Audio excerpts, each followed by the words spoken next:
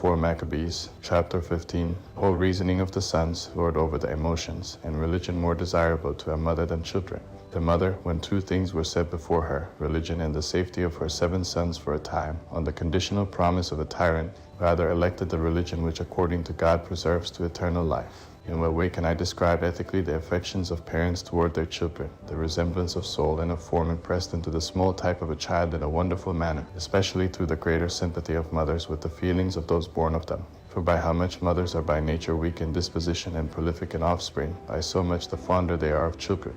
Of all mothers, the mother of the 7 was the fondest of children, who in 7 childbirths had deeply engendered love toward them. Through her many pains undergone in connection with each one, she was compelled to feel sympathy with them. Yet, through fear of God, she neglected the temporary salvation of her children.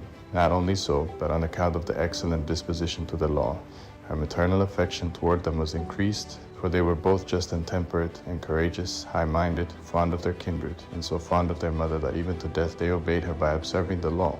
Yet, though there were so many circumstances connected with love of children to draw on a mother to sympathy, in the case of none of them were the various tortures able to pervert her principle, that she inclined each one separately and altogether to death for religion. O holy nature and parental feeling, and reward of bringing up children, and unconquerable maternal affection, at the racking and roasting of each one of them, the observant mother was prevented by religion from changing. She saw her children's flesh dissolving around the fire, and their extremities quivering on the ground, and the flesh of their heads dropped forward down to their beards, like masks. O you mother, who was tried at this time with bitterer pangs than those of birth, O you only woman who have produced perfect holiness, your firstborn, expiring, didn't turn you, nor the second, looking miserable in his torments, nor the third, breathing out his soul. You didn't weep when you saw each of their eyes looking sternly at their tortures, and their nostrils foreboding death. When you saw children's flesh heaped upon children's flesh that had been torn off, heads decapitated upon heads, dead falling upon the dead, and a choir of children turned through torture into a burying ground, you didn't lament.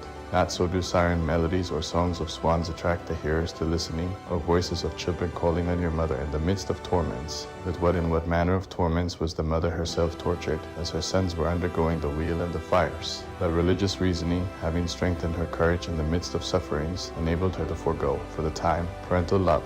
Although seeing the destruction of 7 children, the noble mother, after one embrace, stripped off her feelings through faith in God. For just as in a council room, seeing in her own soul vehement counselors, nature and parentage and love of her children, and the racking of her children, she holding 2 votes, one for the death, the other for the preservation of her children, didn't lean to that which would have saved her children for the safety of a brief space. That this daughter of Abraham remembered his holy fortitude. O holy mother of a nation, avenger of the law, defender of religion, and prime bearer in the battle of the affections. O you nobler in endurance than males, and more courageous than men in perseverance. For like Noah's ship, bearing the world and the world-filling flood, bore up against the waves, so you, the guardian of the law, when surrounded on every side by the flood of emotions, and assaulted by violent storms which were the torments of your children, bore up nobly against the storms against religion,